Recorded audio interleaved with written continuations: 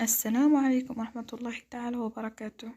في هذا الفيديو سأقوم بشرح تقنية الأقسام الافتراضية التي قمنا بإنجازها سابقا وكيفية استخدامها في عرض درس معين، وذلك من خلال تقديم الجزء الثاني من درس الجهاز العصبي. وسوف نبدأ الدرس على بركة الله par un rappel.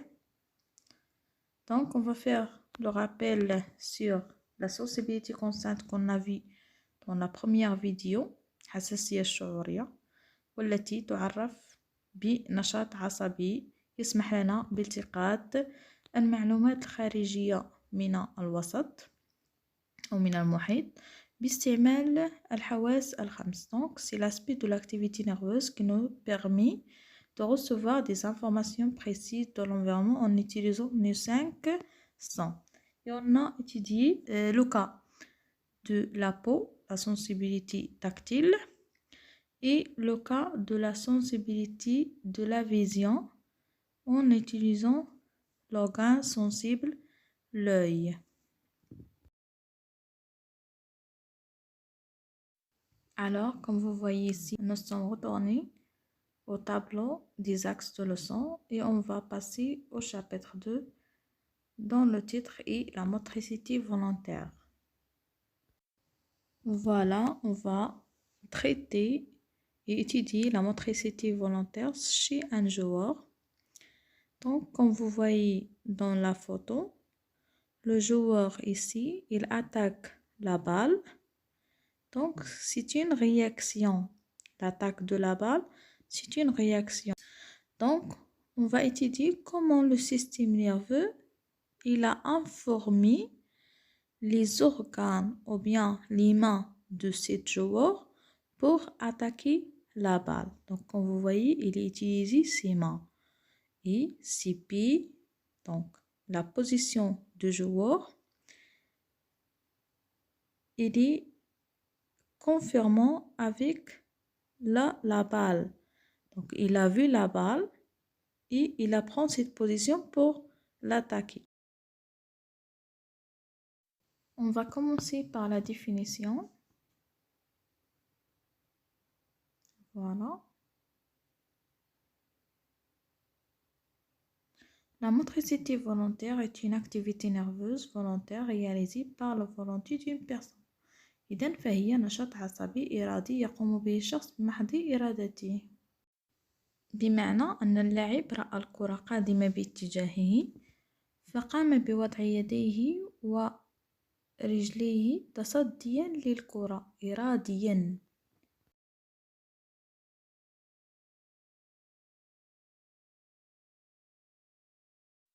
Donc, quels sont les éléments intervenant dans cette motricité volontaire? Les éléments intervenant dans la motricité volontaire, on a, comme vous voyez dans la photo, donc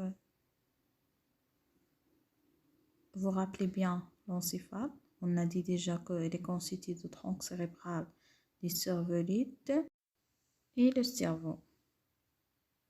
Donc, le cerveau est le centre nerveux qui commande cette activité nerveuse.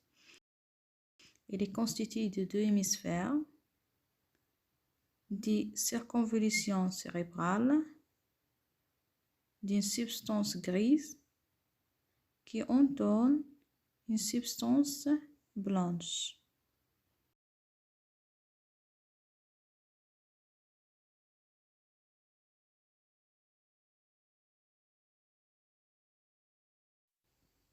Alors, quel endroit du cerveau commande la motricité volontaire؟ في أي مكان من المخ يتم التحكم في التحركية الإرادية. علما أننا رأينا في الجزء الأول من الدرس أن المخ ينقسم إلى مجموعة من الباحات التي تتحكم في الحساسية الشعورية. إذن أين بالضبط المكان الذي يتحكم في التحركية الإرادية؟ Voilà ici, la partie colorée en noir, c'est la partie qui commande la motricité volontaire. Donc, il est situé devant le cylindre de Rolando. le cylindre de Rolando est une limite qui sépare deux aires. Si vous vous rappelez, dans cette position-là, on a aussi une aire, c'est l'aire de la sensibilité générale. Donc, le cylindre de Rolando, il a séparé les deux aires. Donc, voyez ici le cylindre de Rolando et l'aire qui commande la motricité volontaire, c'est l'aire motrice. Donc, comme réponse à notre question, quel endroit du cerveau commande la motricité volontaire? Donc, c'est l'aire motrice des hémisphères cérébraux qui se situe devant le cylindre de Rolando. Il faut aussi dire que les voies motrices sont croisées, c'est-à-dire que l'aire motrice de l'hémisphère cérébral droite, il commande la partie gauche du corps et l'inverse. L'aire motrice de l'hémisphère cérébral gauche et il commande la partie droite de notre corps. D'après les autres éléments qui interviennent dans la motricité volontaire, on a les fibres nerveuses motrices qui sont attachées à la moelle épinière. Donc, comme vous voyez dans la photo, on a marqué le lieu ou bien la place des fibres nerveuses motrices.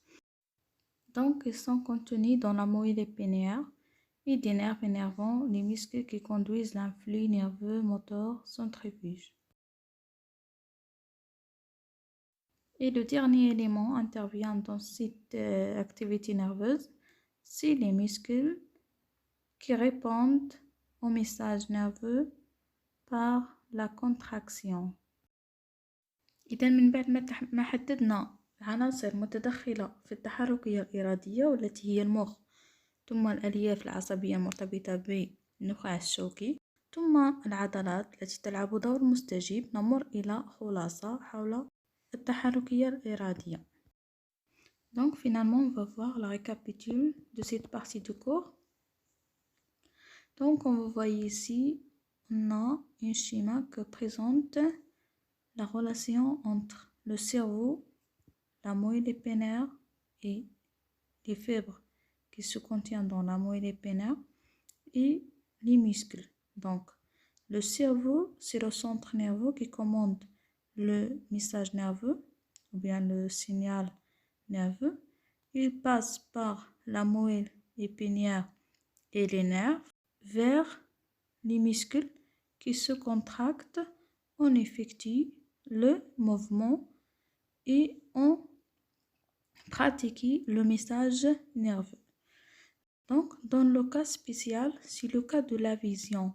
Donc, quand on voit quelque chose et on va le porter. Par exemple, بالنسبة للحالة الخاصة التي لدينا هنا هي حالة البصر. عندما نرى مثلا كأسا من الماء ونريد أن نأخذه من أجل مثلا الشرب، إذا هنا لدينا تدخل حاسة البصر. إذا عندنا واحد لا communication entre les aires, l'aire de la vision avec l'aire motrice. Donc تمر السيرة العصبية من العين باتجاه الباحة البصرية، ثم يكون هناك تواصل بين الباحة البصرية والباحة الحركية، ثم يأتي الأمر من الباحة الحركية وتمر السيرة العصبية عبر النخاع الشوكي والأعصاب متصلة به لتصل إلى اليد التي تأخذ الكأس. Ça, on a fini cette partie de la motricité volontaire. Donc, comme vous avez vu, j'ai présenté ma leçon en utilisant cette classe préparatoire que j'ai déjà présentée dans une vidéo précédente. Finalement, n'oubliez pas d'abonner sur ma chaîne et activer les notifications pour aussi notre cours. Et j'espère que cette cours est clair pour vous. Merci de votre attention.